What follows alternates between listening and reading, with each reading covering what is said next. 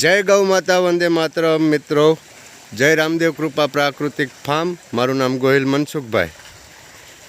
તો આપણે આજે ઘઉંના પાકમાં જીવામૃત ડાયરેક્ટ જવા દીધું છે. જોકે આ મારું બાયો ઇનપુટ છે. તમામ પ્રકારના આપણે અસ્ત્રો શસ્ત્રો અહીંયા જ બનાવીએ છીએ. હરિકૃષ્ણ બેક્ટેરિયા, ગૌઅમૃતમ બેક્ટેરિયા, જીવામૃત જેવા કે બધા અસ્ત્રો અહીંયા જ બનાવું છું. અને અહીંથી આપણે ઘઉંનો પાક બંસી ઘઉં વાવેલા છે, દેશી બંસી ઘઉં. તો અત્યારે હાલ દર્શક મિત્રો તમને બતાવું લાઈવ. જો આ જીવામૃત છે, જીવામૃતનો બેરલમાં ડાયરેક્ટ નળી મૂકી અને આપણે ઓનલાઈન અને હરેક ગોપાલભાઈ સુતરિયાના બેક્ટેરિયા તેની પણ જો નળી આપણે ડાયરેક્ટ ચાલુ કરી છે. આ ગોપાલભાઈ સુતરિયાના બેક્ટેરિયા, ગૌ કૃપામૃતમ બેક્ટેરિયા, તેની પણ આપણે નળીમાં ઓનલાઈન જાય છે અને આમાં જીવામૃત જાય છે.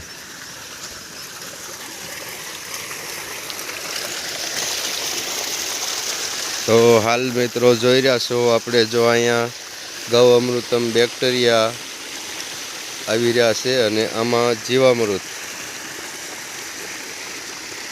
જોકે હું હરેક પાણીની સાથે જીવામૃત છે, ગૌ અમૃતમ બેક્ટેરિયા છે, કે બીલાનું અર્ક છે, આંકડાનું અર્ક છે, આવું મારે પાણીની સાથે ચાલુ જ હોય છે.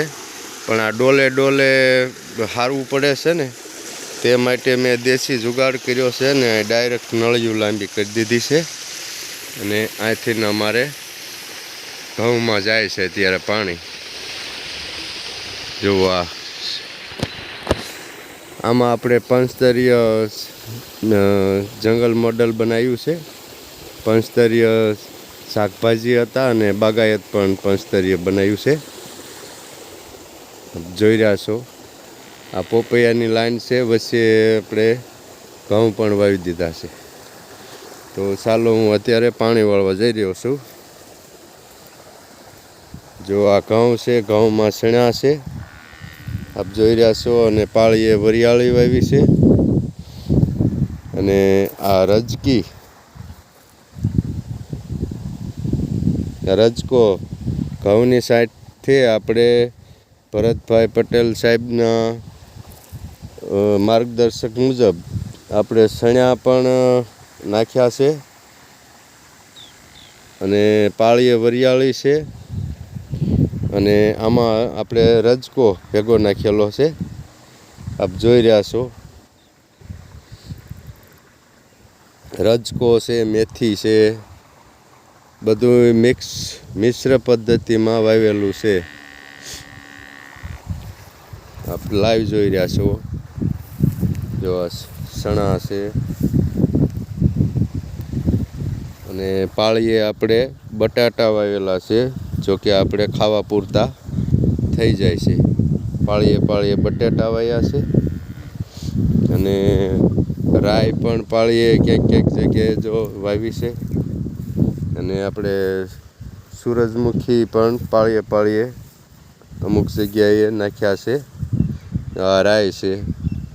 એટલે એકબીજા પાક આપણે મિશ્ર વાવશું તો એકબીજાને અનુકૂળ આવશે, એકબીજાના પોષક તત્વો મળશે. જો આમાં રાઈ પણ આપણે સાથે નાખેલી છે છાંટો, એટલે મિશ્ર પાક થઈ જાય. અને આપ જોઈ રહ્યા છો અહીંયા જો આપણે આ સૂર્યમુખીનો છોડ છે. તો અમારા જો આ ઘઉંમાં બધે તમને મિશ્ર પદ્ધતિ દેખાય છે. સણાને અત્યારે જો ફ્લાવરિંગ ક્યાંક દેખાવા માંડ્યું છે. તો આપણે થોડું થોડું બધું મિશ્ર વાવીશું તો આપણા પાકને પણ એકબીજાના પોષક તત્વો મળશે. અને આપણે પણ ઘર પૂરતું આપણે મિશ્રમાંથી બધું ખાવા પૂરતું થઈ જશે. જુઓ આમાં ધાણા પણ સાથે નાખેલા છે દેશી. આ ધાણાનો છોડ છે, દેશી ધાણા અહીંયા છોડ છે. એટલે આપણે પારવામાં બધે થોડા નાખેલા જ છે, જેથી કરી ધાણા વાવવાથી મધમાખીઓ પુષ્કળ આવે છે. જેટલી આપણા ફાર્મમાં આપણે મધમાખી આવે એટલો ફાયદો છે. તો આપણે ધાણા પણ ભેગા નાખ્યા છે, રજકો નાખ્યો છે, ચણા નાખ્યા છે.